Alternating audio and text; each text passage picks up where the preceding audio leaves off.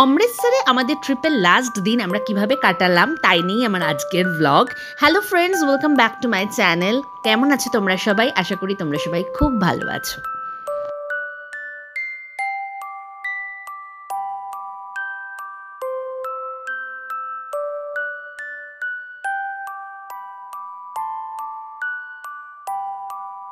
অমৃতসরে আজকেই আমাদের লাস্ট দিন। তো সকাল সকাল রেডি হয়ে চলে এসেছি ব্রেকফাস্ট করতে, আর গরম গরম আলু পরোটা, টক দই আর আচার দিয়ে সাচ্ছি ব্রেকফাস্ট সেরে এখন আমরা বেরিয়ে পড়ছি সাইট সিইংয়ে। আর আজকে সারাদিন কি কি করব সব জায়গায় নিয়ে যাব তোমাদের। আশা করি তোমাদের ভালো লাগবে। এই রাস্তাটা দেখেই নিশ্চয়ই তোমরা চিনতে পেরে গেছো, আমরা চলে এসেছি স্বর্ণ মন্দির যাওয়ার রাস্তাতে। কিন্তু এখন আমরা স্বর্ণ মন্দির যাব না, যাব খুব ইম্পর্ট্যান্ট একটা হিস্টোরিক্যাল প্লেসে, যেটা ভারতের স্বাধীনতা সংগ্রামের সাথে ওতপ্রোতভাবে যুক্ত। আর এই তিনটে মিলিয়ে মানে অমৃতসর, ভারতের স্বাধীনতা সংগ্রাম, ইম্পর্ট্যান্ট হিস্টোরিক্যাল প্লেস, নিশ্চয়ই তোমরা বুঝতে পেরে গেছো আমরা এখন যাচ্ছি জালিয়ানওয়ালাবাগে। তো চলো ভেতরে ঢুকে তোমাদের সাথে আবার কথা হচ্ছে। জালিয়ানওয়ালাবাগের হত্যাকাণ্ড নিয়ে নতুন করে বলার কিছু নেই, আমরা সবাই কম বেশি ইতিহাসে পড়েছি। 1919 সালের 13ই এপ্রিল, যেটা একটা বৈশাখী ফেস্টিভ্যালের দিন ছিল, যেটা শিখ ধর্মের একটা খুব ইম্পর্ট্যান্ট ফেস্টিভ্যাল। সেদিন বহু মানুষ এখানে একসাথে জড়ো হয়েছিলেন সেই বিশেষ দিনটাকে সেলিব্রেট করার জন্য, এবং সেই সময় জেনারেল ডায়ারের নেতৃত্বে সেই অসহায় নির্দোষ মানুষদের ওপর নির্বিচারে গুলি চালিয়ে তাদের হত্যা করা হয়, যেটা আমাদের ভারতের স্বাধীনতা সংগ্রামের একটা ভয়ঙ্কর অধ্যায়। এবং এই ঘটনার পর ভারতের স্বাধীনতা সংগ্রাম এক অন্যদিকে মোড় নেয় এবং সারা দেশ বিদ্বেষে ফেটে পড়ে ইংরেজদের বিরুদ্ধে।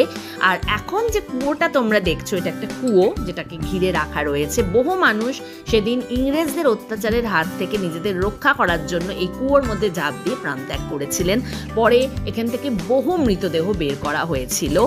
এবং এই জালিয়ানওয়ালাবাগ হত্যাকাণ্ড বিভিন্ন শ্রেণীর মানুষের মধ্যে একটা ক্ষোভের সঞ্চার করেছিল। আমরা সবাই জানি যে কবিগুরু রবীন্দ্রনাথ ঠাকুর ইংরেজদের দেওয়া নাইট উপাধি ত্যাগ করেছিলেন এই ঘটনার প্রতিবাদে। আর এখন যে দেয়ালটা তোমরা দেখছো, দেয়ালের বিভিন্ন জায়গায় নিশ্চয়ই দেখছো যে সাদা দাগ দিয়ে মার্ক করা রয়েছে। এই হলঘরের ভেতরই সেদিন বহু মানুষ একত্র হয়েছিলেন এবং বাইরে থেকে গুলি চালানো হয়। এই সাদা দাগ দেওয়া জায়গাগুলো হচ্ছে সেই গুলির চিহ্ন। কিন্তু দেখো স্ট্রাকচারটা কত মজবুত, যে পুরো স্ট্রাকচারটা কিন্তু ভেঙে পড়ে যায়নি।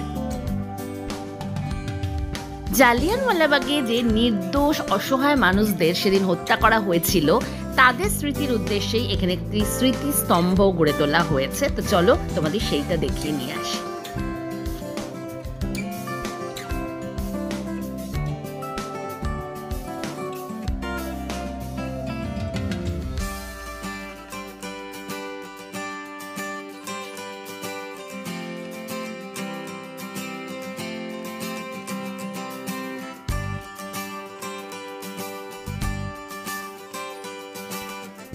এখানে খুব সুন্দর একটা মিউজিয়াম রয়েছে, যেখানে জালিয়ানওয়ালাবাগের হত্যাকাণ্ডের পুরো ঘটনাটা খুব ভালোভাবে এক্সপ্লেন করা হয়েছে। কিন্তু তোমাদের ভেতরে নিয়ে যেতে পারলাম না, কারণ ভেতরে ফটোগ্রাফি অ্যালাউড ছিল না। কিন্তু আসলে অবশ্যই দেখো, মিস করো না, খুব ভালো লাগবে। তো আমাদের এখন জালিয়ানওয়ালাবাগ ঘোরা হয়ে গেছে। তো চলো এখন বাইরে যাবো আর একটু শপিং করব, কারণ অমৃতসরে এসে শপিংয়ের অনেক কিছু রয়েছে। এখানে দেখো কারা, কৃপান, ফ্রিজ ম্যাগনেট, বিভিন্ন ধরনের জিনিস রয়েছে। কিন্তু আমার মেন অ্যাট্রাকশন হচ্ছে এখানকার জুতি বা মুজরি আর ফুলকারির কিছু কেনার ইচ্ছে রয়েছে। তো চলো এখন একটু শপিং সেরে নিই। তোমরা অমৃতসরে আসলে কিন্তু একদম মুজরি আর ফুলকারির কোনো কিছু একটা, সালোয়ার কামিজ হতে পারে, দুপাট্টা হতে পারে, শাড়ি হতে পারে, একদম মিস করো না।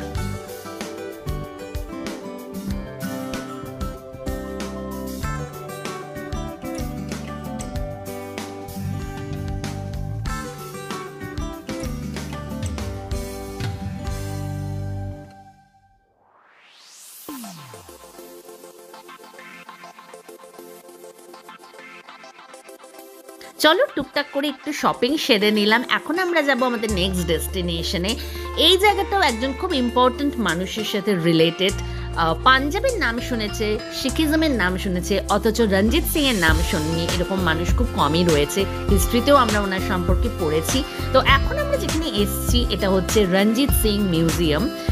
রঞ্জিত সিং এর জীবনের বিভিন্ন মানে পার্টগুলোকে খুব সুন্দর করে লাইট এবং সাউন্ডের মাধ্যমে এখানে প্রেজেন্ট করা হয়েছে। তবে আমার মনে হয় এই জায়গাটা একটু আন্ডাররেটেড, মানে যতটা সুন্দর মিউজিয়াম সেই আন্দাজে এখানে লোক প্রায় নেই বললেই চলে। হয়তো এই জায়গাটা সেরকম প্রচার পায়নি, কিন্তু আমি তোমাদের বলবো যদি অমৃতসর আসো এবং হিস্ট্রিতে ইন্টারেস্টেড হও অবশ্যই এই জায়গাটা এসো, ভীষণ ভালো লাগবে। খুব সুন্দর এক্সপিরিয়েন্স আমাদের। তবে হ্যাঁ, অল্প লোকজন দেখে আমি একটু নিরাশ হয়েছি, কারণ এত সুন্দর একটা জায়গা অনেকেই হয়তো মিস করে যাচ্ছে, তোমরা কিন্তু মিস করো।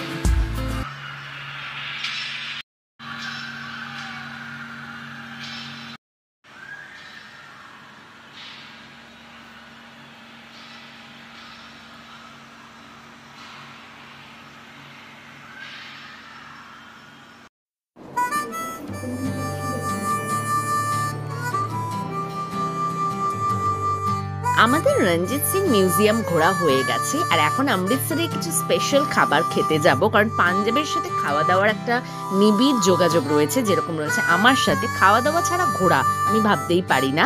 প্রথমেই চলে গেলাম রানা ফ্রুট ক্রিমে। পাঞ্জাবে সে লস্যি বোধহয় সবাই খায়, কিন্তু আমার খুব সন্দেহ আছে কতজন ফ্রুট ক্রিম খায়। আমি নিজেই খাবারটার কথা জানতে পেরেছি কদিন আগে, তাই তোমাদের সাথে শেয়ার করলাম, আর খেয়ে আমি অভিভূত। তো তোমরা যদি অমৃতসর আসো এটা একদম মিস করো না। তো ফ্রুট ক্রিম খাওয়ার পর আমরা চলে এলাম এই দোকানের লস্যি খেতে। অমৃতসর বেড়াতে আসবো আর লস্যি খাবো না, এটা জাস্ট হতে পারে না। আর তার মধ্যে নাকি এই দোকানটা অমৃতসরের নাম্বার 1 লস্যিতে। স্বাদ অসাধারণ, বিভিন্ন ফ্লেভারের লস্যি পাওয়া যায়। আমি যেমন নিয়েছিলাম ফ্রেশ মালাই লস্যি, আর মন নিয়েছিল চকলেট লস্যি। আর বিভিন্ন সেলিব্রিটিদের পছন্দের 1 নম্বর তালিকাতে রয়েছে এই দোকান লস্যির জন্য। তো অমৃতসরে এসে এই দোকানের লস্যি না খাওয়াটা কি ঠিক হবে? কি বলো তোমরা?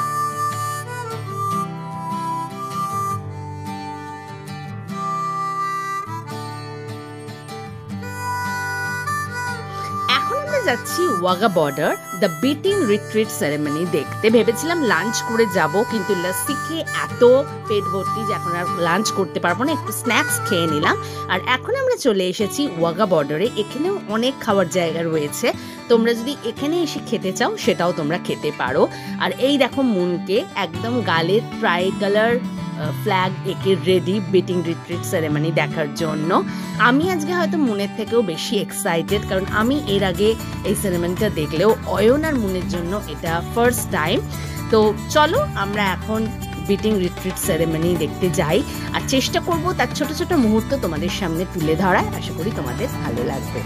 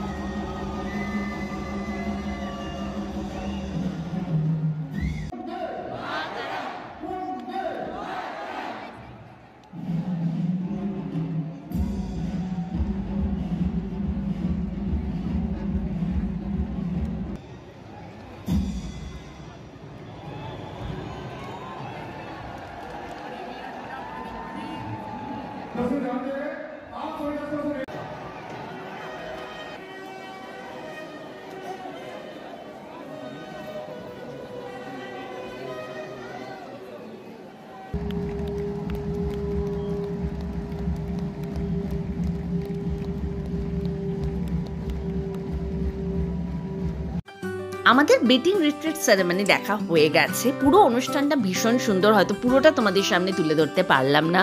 শুধু তোমাদের এইটুকুই বলবো যে অমৃতসরে আসলে অন্তত একবার হলেও এই সেরেমনিটা অ্যাটেন্ড করো।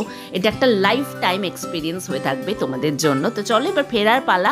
ইচ্ছে আছে ফিরে একবার স্বর্ণ মন্দিরের সামনে আর একবার যাবো, কারণ রাতের বেলা স্বর্ণ মন্দিরের চারপাশটা ভীষণ সুন্দর। আর এখানে কিছুক্ষণ ঘোরাঘুরি করার পর দেখতে পেয়ে গেলাম অমৃতসরের আর একটা স্পেশালিটি, সেটা হচ্ছে মটকা কুলফি। এখানে ফ্রেশ ফ্রুট জুসও পাওয়া যায়, কিন্তু মন মটকা কুলফি ট্রাই করলো। তো তোমরাও অমৃতসরে আসলে মটকা কুলফি ট্রাই করতে কিন্তু একদম ভুলো না। আর রাতের বেলা দেখো স্বর্ণ মন্দিরের চারপাশটা কি অপূর্ব, কি সুন্দর। এই ছবিটা চোখে নিয়েই অমৃতসর ঘোরা শেষ করলাম। আর এখন এখান থেকেই যাব ডিনার করতে। আমরা চলে এসেছি অমৃতসরের আর একটা ফেমাস রেস্টুরেন্ট, যারা তাদের চিকেনের যে কোনো আইটেমের জন্য খুব ফেমাস। তোমরা তো জানোই যে অমৃতসরের চিকেনের বিভিন্ন আইটেম, যেমন চিকেন তন্দুরি, বাটার চিকেন, এগুলো খুবই ফেমাস। তো আজকে আমরা সেইগুলোই ট্রাই করব।